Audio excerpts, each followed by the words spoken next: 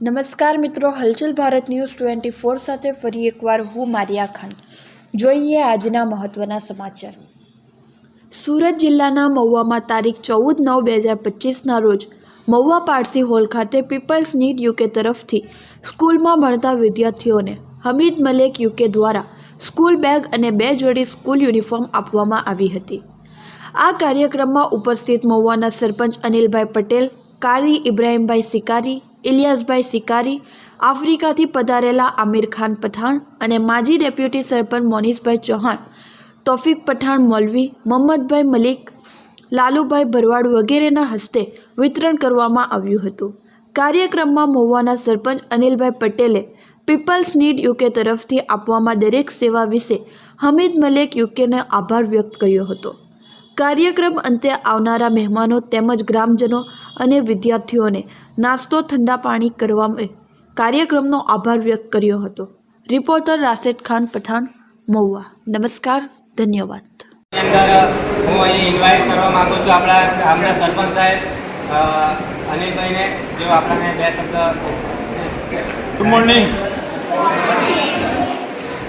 આજના પ્રોગ્રામમાં ઉપસ્થિત મંત્રી સાહેબ, અમીનભાઈ, ઇલિયાસભાઈ, ડેપ્યુટી સરપંચ તેમજ તમામ વર્ગના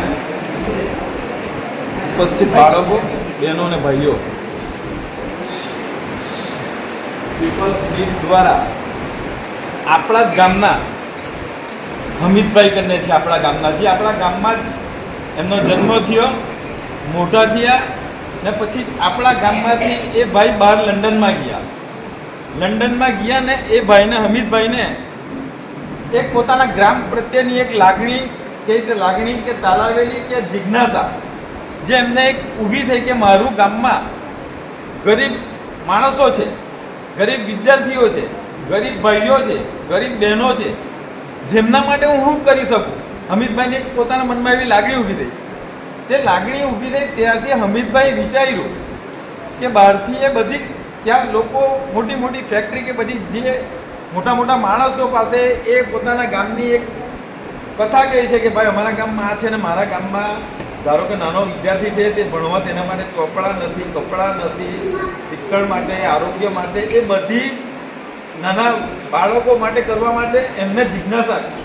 એટલે આ તબક્કે હું પહેલાં હમીદભાઈને અહીંયા મહુવાથી ગામના સરપંચની રૂએ હમીદભાઈ જ્યાં પણ છે ત્યાં એમને અલ્લાહ તાલા ખૂબ દુઆ આપે, તેમજ અમે પણ ભગવાનને પ્રાર્થના કરીએ કે હમીદભાઈ આ એનું કાર્ય કરતા છે તે કાર્ય ખૂબ જ પ્રગતિમાં કરે ને એ કાર્યોના ભાગરૂપે જે કંઈ અહીં થોડું ઘણું આ વિદ્યાર્થીઓ માટે આરોગ્ય અને શિક્ષણ માટે જે કરતા છે ને એ કાર્ય કાયમના માટે ચાલુ રાખે.